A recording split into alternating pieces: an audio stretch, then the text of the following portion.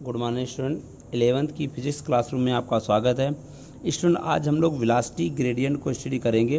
Velocity gradient क्या होता है बच्चों, समझिए कि जैसे देखा होगा एग्जांपल, समझिए कि वेलोसिटी ग्रेडियंट को हिंदी में कहते हैं बेटा वेग प्रवणता कहते हैं। वेग प्रवणता की बात करेंगे हम लोग तो देखा होगा कहीं अगर पानी फैला दें हम लोग वाटर को, तो पानी पहले तो जहाँ पर फैलाएंगे वहाँ तेज़ी से मूव करता है, तेज़ी से चलता है, और जैसे जैसे दूरी इन डिस्टेंस बढ़ती है तो पानी की जो स्पीड है वो धीरे धीरे रिड्यूस हो जाती है, कम हो जाती है। तो वेलोसिटी ग्रेडियंट क्या होती है कि डिस्टेंस के रिस्पेक्ट में वेलोसिटी के चेंज होने की रेट को वेलोसिटी ग्रेडियंट कहते हैं। The rate of change in velocity with respect to distance is known as velocity gradient. किसे वेलोसिटी ग्रेडियंट कहते हैं? The rate of change in velocity with respect to distance is known as velocity gradient. यहाँ minus sign क्या क्यों लगा है? Minus sign indicate कर रहा है कि डिस्टेंस बढ़ने पर वेलोसिटी की वैल्यू घट जाती है। तो यानी क्या आपको बताया गया कि दूरी के सापेक्ष, हिंदी में भी समझ लीजिए, दूरी के सापेक्ष वेग परिवर्तन की दर को वेग प्रवणता कहते हैं। किसके सापेक्ष? दूरी के सापेक्ष वेग परिवर्तन की दर को हम वेग प्रवणता कहते हैं। माइनस साइन क्यों लगाएगा? माइनस साइन इंडिकेट कर रहा है कि दूरी बढ़ने पर वेग का मान कम हो जाता है।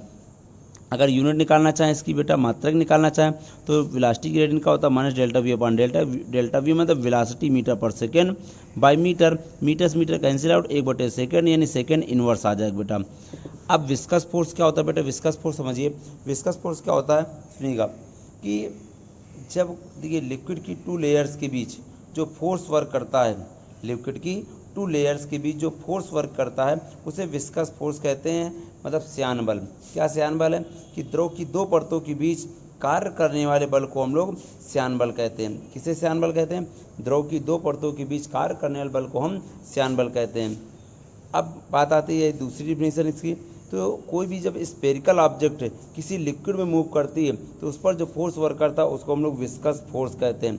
यानी गोली वस्तु जब द्रव में गति करती है तो उस पर जो बल कार्य करता है उसे हम लोग श्यान बल कहते हैं। अब viscous force between two layers of liquid, द्रव की दो परतों के बीच श्यान बल निकालना है। द्रव की दो परतों के बीच श्यान बल निकालना है। तो मान लिया हमने कि द्रव की दो लेयर्स हैं, लेयर्स है मतलब द्रव की दो परतें हैं, पी और क्यू है, इनके बीच की डिस्टेंस डेल्टा एक्स है।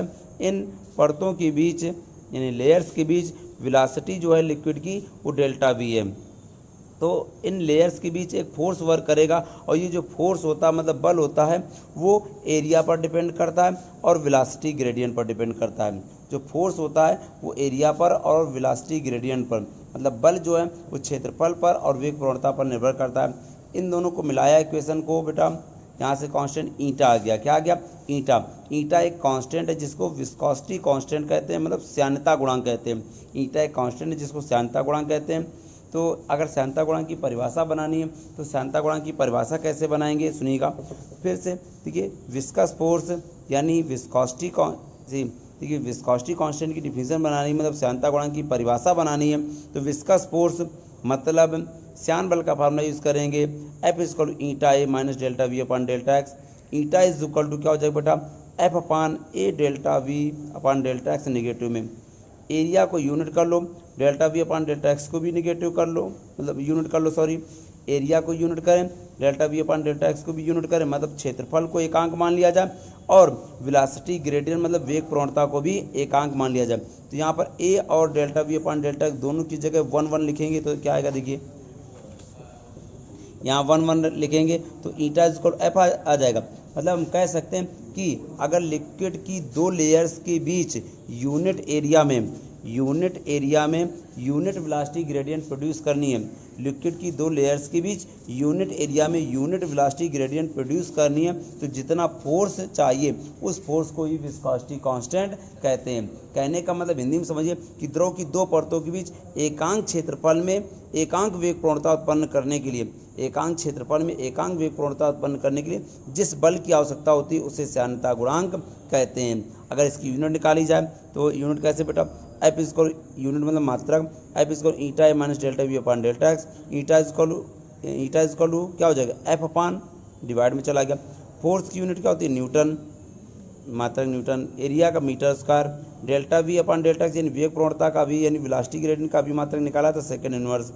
अब ये सेकंड ऊपर चला जाएगा तो न्यूटन टू सेकंड अपन मीटर स्क्वायर, न्यूटन यानी एफ बराबर एम ए यानी metre kilogram second square, metre kilogram second square. यहाँ सॉल्व आउट करेंगे तो किलोग्राम मीटर सेकंड यानी किलोग्राम मीटर सेकंड ऊपर जाएगा, ये वैल्यू निकल आएगी।